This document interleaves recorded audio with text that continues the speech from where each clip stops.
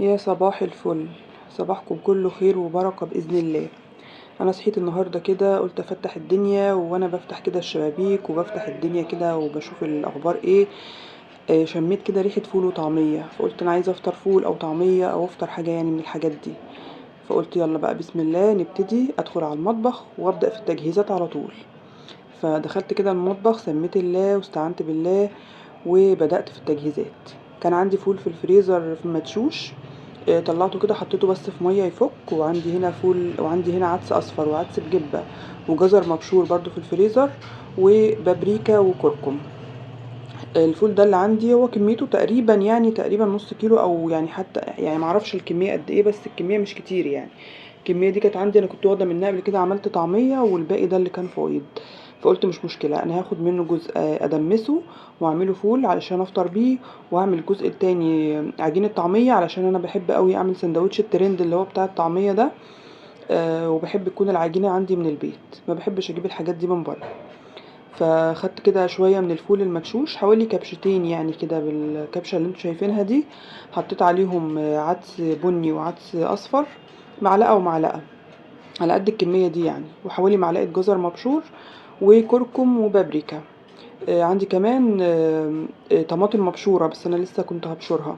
فحطيت كده، كان عندي المية سخنة بتغلي، فحطيت كده المية السخنة بتغلي على المكونات بتاعتي. وهغطي بس الفول يعني، مش عايزة مية كتير. مش هحط اي حاجة تاني غير ان انا احط طماطمية مبشورة وخلاص. ارفع كل ده على البوتاجاز نص ساعة بالظبط، وتاكلي احلى فول مدمس من صنع ايديكي. حاجة كده في البيت نضيفة، وتعمليها زي ما انت عايزة، والكمية تحت يعني اللي انت عايزاها تقدري تعمليه. اهو عملت بقى كل المية هي دوبك مغطية بس الفول بالمكونات اللي فيه. ادي طماطمية مبشورة نزلت بيها بس كده. هرفع بقى كل ده على النار، هسيبه الاول على نار عالية، طبعا احنا حاطين له مية سخنة. هسيبه على نار عالية يغلي، واول ما يغلي هبطي عليه كده زي ما اوطي على الرز. واسيبه يستوي نص ساعة بالظبط. والبقية الفول ده هنعمله عجينة طعمية، هما برضو شوية مش كتير بس مش مشكلة، يعملوا لي كام أكلة كمان يعني، لأن أنا اللي يعتبر في البيت الوحيدة اللي باكل فول وطعمية يعني. قليل أوي لما جوزي يفطر أصلا معايا أو كده واللي في البيت عامة ما بياكلوش فول وطعمية. فشوية الفول دول، انا برضو عندي كل ده في الفريزر، بصل اخضر مقطعه وحطاه في الفريزر، وشبت وبقدونس وكزبرة في مقطعاهم وحطاهم في الفريزر، وعندي هنا كام فص توم صغيرين كده. هبتدي ان انا اعمل عجينة الطعمية. مش بحط بقى بصل لان انا بحط بصل اخضر. مش في الخلاط بقى او في الكبة. بصوا سهل قوي يعني، هم اصلا الكمية دي بسيطة جدا، مش تاخد منك ضربتين يعني. سواء خلاط او كبة اشتغلي بيهم الاتنين هيطلعوا لك نفس النتيجة.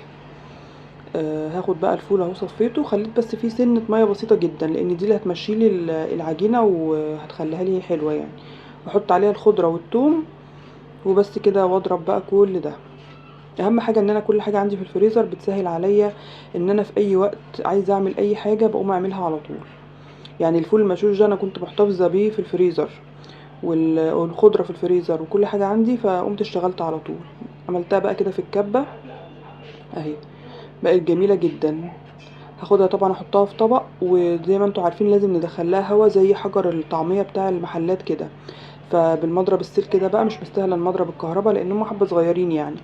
بالمضرب اليدوي ده هفضل اضرب فيه كده لحد لما يبقى عامل زي الكريم شانتيه كده، اللي هو يبقى داخله هوا وهاشش كده، تبقى العجينه هشه كده مش مكتومه. شايفين طبعا اللون والسمك وكل حاجه اتغيرت في الوقت ده، كنت اللي انا عملت فيه العجينه وكل حاجه دي. كان الفول استوى زي ما انتوا شايفين اهو. بصوا ولا احتاج ميه تاني، طبعا لو احتاج منك ميه زوديه حبه صغيره يعني، متزودوش ميه كتير.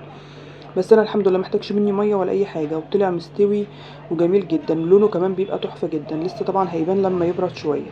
العجينه بقى انا قلت انا مش هفطر طعميه النهارده، انا كفايه عليا الفول. فحطيتهم كده في الاكياس، بس قلت تبقى جاهزه يوم تاني اطلع بقى كيس عجينه واعمل بقى السندوتش اللي هو في العيش على طول ده، اللي انا بحط العجينه على العيش واسويها في الطاسه على طول، دي حلوه قوي. طبعا ما حطيتش ملح ولا كمون ولا اي حاجه في العجينه، لما بطلعها بحط الكلام ده كله لما بطلعها من الفريزر. الفول بقى هدي شويه، بصوا بقى بهاند بلندر او بالهرسة الفول دي او بشوكه او باي او بمعلقه. وبصوا هرست الفول كله بصوا بقى لونه، يعني ولا فرق من الفول اللي هو ابو قشره ولا فرق عن المحل، يعني بجد عمرك ما تجيبي من محلات او هتجيبي من بره فول باللون الكهرماني ده وبالسمك ده وبالنظافه دي وبالحلاوه دي. ريحته اصلا وهي بتتسلق تفتح النفس، ريحته كانت جميله جدا جدا. هرست بقى الفول اهو جهزته. طبعا انا هسيبه بقى في التلاجة، مش هدخله الفريزر ولا حاجه لان كميه صغيره وهتخلص بسرعه. لما تكون كميه صغيره كده احسن لما تعملي كتير وتسيبيه بقى مركون. هعمل بقى كده ايه طبق فول على الرايق. جبت كده بوله حطيت فيها معلقه طحينه ومعلقه هريسه الشطه اللي هي اللي احنا عاملينها للبتنجان دي، اللي هي بالثوم والفلفل والملح والكمون والليمون والخل والكلام ده كله. حطيت برضو نص ليمونه وحطيت شويه خل صغيرين وشويه زيت. قلبت كل الكلام ده كله في البوله. بعد كده طبعا ايه لقيته محتاج شويه ملح، فحطيت بقى سنه ملح وزودت تاني كمون طبعا عشان الفول بقى بيحب الكمون. واحط كمان رشه فلفل اسود كده بسيطه. واحط بقى طبعا شطه اختياري بقى طبعا الشطه على حسب مزاجك. كده بقى عندي احلى دقه فول، احلى من دقه العربيات كمان.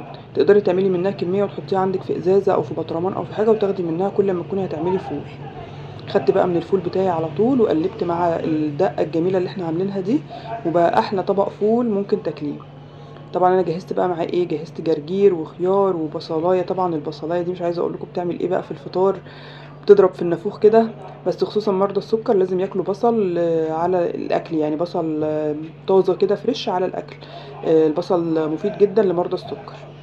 فجهزت بقى كده الفطار بتاعي وجبت كده البصل اللي هي البصله دي احط عليها كده عصره ليمون برضو، فقلت احطها على طبق الفول واعصر بقى الليمون ينزل على الاتنين واغمس بقى الفول بالبصل ومع الجرجير والخيار واشرب الشاي. واحلى فطار، يا رب يكون عجبكم وتقوموا تنفذوه وتجربوه بألف هنا وشفا. لو عجبكم الفيديو النهارده ما تنسوش تشتركوا في القناه وتفعلوا الجرس، وكمان تكتبوا لي كومنت